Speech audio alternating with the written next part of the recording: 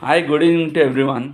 నేను ఇందాక ఒక వీడియో చూసా ఆటో వాళ్ళది. ఆటో వాళ్ళు ఏమన్నారంటే, ₹1,00,000 శాలరీ సంపాదించేవాడు కూడా ర్యాపిడో, ఊబర్ పెట్టుకుని కొడుతున్నారు. ఆటో డ్రైవర్స్ అన్నారు. అన్న ఒక మాట, నీకు వచ్చేది ఈ రోజుకి సరిపోతుంది. ఆ ₹1,00,000 ఉన్న హోమ్లో నావన్నీ కట్ అవుతున్నాయి. ఎందుకంటే నేను ర్యాపిడో చాలాసార్లు బుక్ చేసుకున్నా. కొంతమంది software employees, industrial, non technical areas, non technical course complete చేసిన వాళ్ళు కూడా జాబ్ చేస్తున్నారు. వాళ్ళు దింపుతున్నారు వచ్చే లర్నింగ్ చాలట్లేదని. దీనికి సోర్సెస్ ఆ private sisters and government system చూసుకోవాల్సింది. దీనికి సొల్యూషన్ ఎవరు ఎదురు తిరిగి మాట్లాడలేరు, ఎవరు ఎవరితో ఎటువంటి ఫైటు చేయలేరు. నేను మా తమ్ముడు వాళ్ళ ఇంటికి మియాపూర్ నుంచి అమీన్పూర్కి వెళ్ళాలంటే నాకు మ్యాక్సిమం తాకే సాఫ్ట్వేర్ ఎంప్లాయీస్.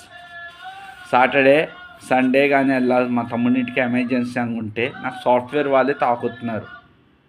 అర్థమైందన్న? మీ ఆటో వాళ్ళు ఒక లెక్క. అందుకు అక్కడ మా తమ్ముడు అమీన్పూర్ సాయిబాబా టెంపుల్ నుంచి ఒక నార్మల్ ఆటో నా దగ్గర ₹130 తీసుకుంది.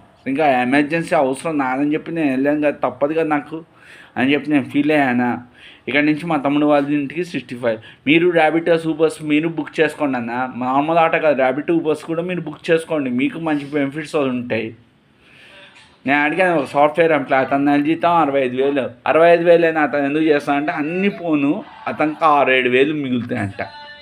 6-7 ఇది ఒక 10 రౌండ్లు వేసుకుంటే 4,000 డబ్బు మిగులుతుందన్న అని. సివిల్ ఇంజనీర్ ఒకసారి డ్రాప్ చేశాడు, ఒక సాఫ్ట్వేర్ ఎంప్లాయ్ నన్ను డ్రాప్ చేశాడు. ఎవడి కష్టాలు ఆల్వే అన్న. ఒకటి ఖర్చులు తగ్గాలి, మనం డబ్బులు జమ చేయాలి.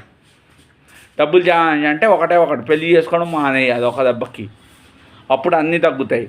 గవర్నమెంట్ని ఎదురు తిరిగి ప్రశ్నించాలి, అందరూ కించపరచకుండా అవమానించకుండా మాట్లాడాలి.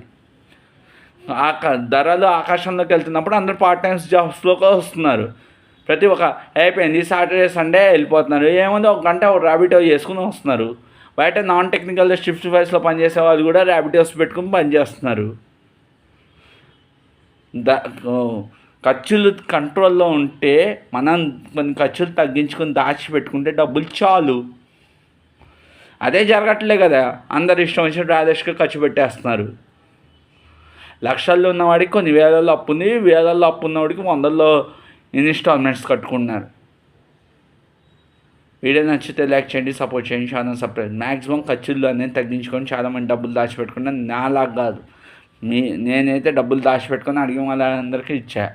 ఎవరు నాకు తిరిగి ఇవ్వలేదు. ఒకటి ఇస్తా అన్నాడు, 2-3 వారాలుగా తిప్పించుకున్నాడు. అప్పు చేసి వేరే వాళ్ళ దగ్గర అప్పు చేసి మరి ఇచ్చాను. వాళ్ళకి కొంచెం ఇస్తే ఇంకో వాళ్ళకి తిరిగి ఇచ్చేసా. స్క్రీన్ షాట్స్ కూడా పెట్టాను వాళ్ళకి. నేను డబ్బులు దాచిపెట్టండి, డబ్బులన్నీ దాచుకోండి, ఎవరికి వృధాకి ఇవ్వండి. చెప్పేది నాలాంటి వాడి గురించి, మీలాంటి వాళ్ళ గురించి కాదు.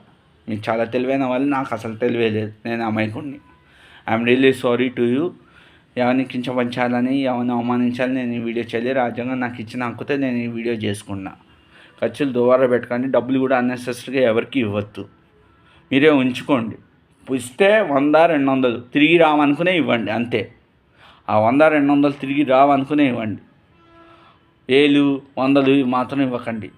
దాని తర్వాత సఫర్ అవుతాను నాలాగా ఫ్యూచర్లో. నేను చెప్పిన నాలాంటి గురించి మీరు చాలా తెలివైన వాళ్ళు, నేను కాదు తెలివైన వాడిని. ఓకే, సర్వే జన సుఖం బంధు, సర్వే సృష్టి సుఖం బంధు. మీ అందరు బాగున్నాను, మీతో పాటు నేను బాగున్నాను. Thank you very much. Video నచ్చితే లైక్ చేయండి, సపోర్ట్ చేయండి, సబ్స్క్రైబ్ చేసుకోండి. రాజాగా నాకు ఇచ్చిన హక్కుతోనే ఈ వీడియో చేసుకుంటున్నాను.